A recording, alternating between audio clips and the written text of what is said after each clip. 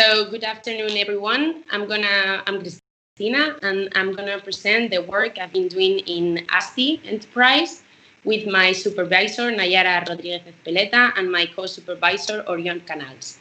And the project title is Enabling Environmental DNA-Based Mesopelagic Fish Diversity Studies. So I'm gonna start with a brief introduction of the topic. So the target group of this study have been mesopelagic fishes.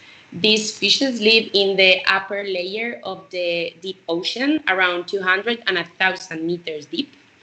This is a not well understood group, and basic biological knowledge is missing. For example, diversity, how many species are there, and so on. So these fishes have a characteristical behavior, which is called the diel vertical migration, that you can see in picture. So these species inhabit the mesopelagic zone. At night, they migrate upwards to upper layers, even to the surface, where they feed on prey, and at the same time, other predators feed on them. And when the sun rises again, they go down to the deep ocean, where they excrete and do respiration.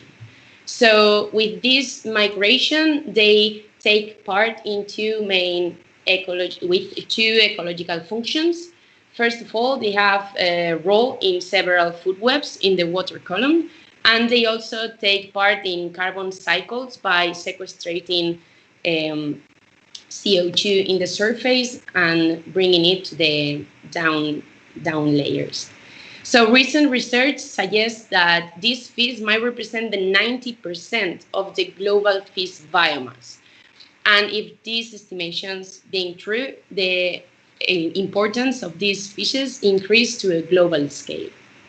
So due to these high estimations, plus the increasing human demand and the easy access to marine resources, plus the overexploitation or even depletion of traditional stocks, the exploitation of mesopelagic fishes seem to be a potential solution to a lot of problems nowadays. However, as previously said, there is a lack of knowledge that we really need to focus on before exploiting it. And moreover, in a climate change scenario, because this might be detrimental for the whole planet. So increasing commercial interest is driving multidisciplinary research to fill these knowledge gaps. And this thesis is included in a European scale project called SUMMER, and it aims to answer these open questions. So more specifically, my thesis is focused on applying environmental DNA-based methods to mesopelagic fish studies. So traditional sampling is facing some troubles with mesopelagic fishes. Why? For example, they have learned to avoid nets, which is an issue. They also live in high pressures in the mesopelagic zone. So when they are caught and brought to the vessels, their bodies might be damaged and they tend to lose identifiable features. Also, there's a lack of specialists in the vessel. They're just general taxonomists. And the sampling effort for mesopelagic species is really high because they are offshore and in deep waters. This way, environmental DNA seems to be the answer to study diversity. Why? Because there is no need to sample the target species itself. It is not based on morphology, so the pressure is not an issue anymore. It's an easy to standardize protocol and is a cost-effective methodology. So 3 main goals have been established within the main aim. The first one was to create a complete, up-to-date diversity checklist of fish species in Europe, because it's a European project. Why? Because the success of genetic studies rely on the quality of the database that you use. So it's a really important thing. The second goal was to do a gap analysis of the most common genes used in metabarcoding, which are the COI gene, 12S, 16S, and cytochrome B gene. And the third goal was to design specific primers for the most abundant mesopelagic species in the area, in the European area, which are the Maurolicus genus Ventosema glaciale, and Nyctophum punctatum. Okay, so 3 results were obtained corresponding to the 3 goals, as mentioned. The first result was the checklist. So information was retrieved from fish base and then was completed with surveys based on mesopelagic, with target mesopelagic fishes, and also with bibliography. So we can conclude that there's a small fraction of the diversity that corresponds to Petromythonti and Myxini, which are the agnatas. Then we have very few holocephaly in Europe. The second biggest group corresponds to sharks and rays with 189 species, but the almost 90% of the species diversity is included within the Actinopterigi, the bony fishes. So from this checklist, mesopelagic species were extracted following the Food and Agriculture Organization established criteria, which includes the red-colored families. And we found that there are 292 species in Europe. So regarding the gap analysis, we did a general gap analysis, firstly, with all the checklists, and we can see that the darker color represents multiple records. This means that there is at least more than one sequence available for a species, and the light color means that there is only one sequence for the species. So we can conclude that koi gene is the one with the highest coverage for all species, with 77% of coverage. Now, specifically for mesopelagic fishes, which are within Actinopterigi, again, we can see that the koi gene is the one with the highest coverage. The 12S and 16S gene have medium coverages, and the lowest coverage corresponds to cytochrome B. So, although 12S is the second best represented gene, we can see that 1/3 of the records are single, and multiple records do not exceed 11 sequences.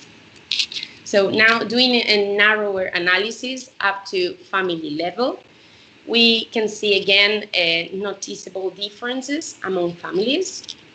We can observe that there are many families with a total coverage. However, we have to take into consideration the number of species within each family, which are those numbers in the right side. And this way, if we just look to Stomidae and Myctophidae, which represent almost 60% of all the mesopelagic species, we can see a considerable difference and a gap in the Stomidae family, because there are less than half of the species covered, and with multiple records on only 30%, whereas the Myctophidae have almost complete record with 97% of coverage. So as an overall, we can say that the koi gene is the one with the best coverage, and the second one might be the 12S. However, focusing on these 2 genes, we have to think that when metabarcoding, we don't use the gene as a whole itself, but we only use a fraction of it, which is the barcode itself. So for the koi gene, the most famous barcodes are the Leray and Folmer, and for the 12S gene, the most famous and most used barcodes are the Teleo and Myphis. The difference between them is the target. The koi gene has as target the metazoans and can be even universal for eukaryota.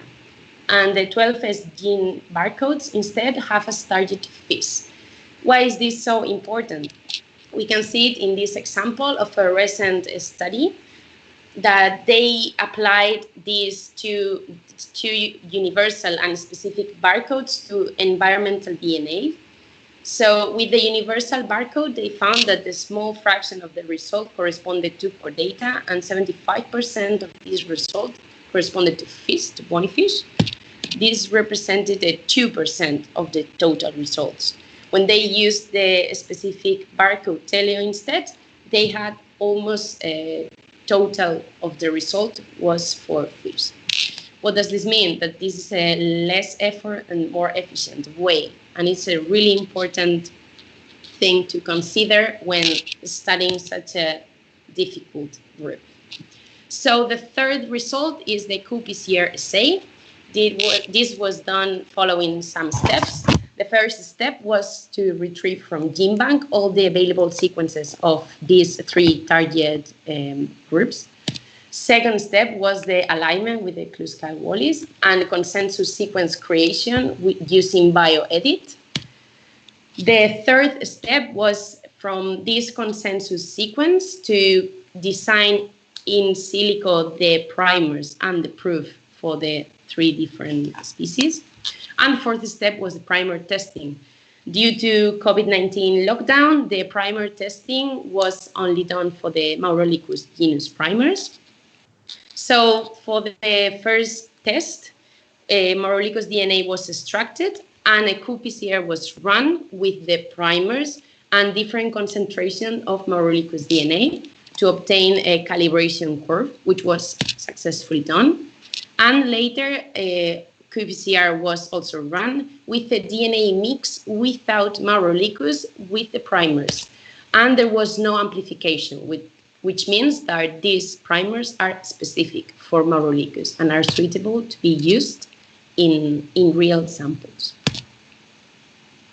So, after all, we can conclude that the current status of databases does not allow to carry on exhaustive research of mesopelagic fish, that the polyphyletic origin of mesopelagic fish hinders the creation of specific barcodes, that the use of universal barcodes might result in diluted diversity of mesopelagic species, and that for fish metabarcoding effort might be better focused in 12S gene coverage gaps rather than COIL.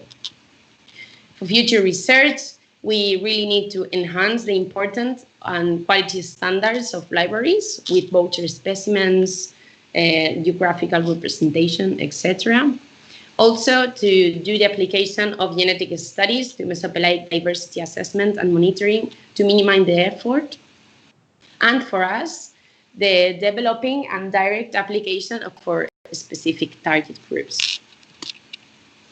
I would like to thank all the people involved with the IMBRSea program and also to my ASTI research team, especially my supervisor and co-supervisor, also to Iker Pereda and Iñaki for their help, and thank you to the European Commission and the Erasmus program. So thank you for your attention, and I will be really happy to answer any question.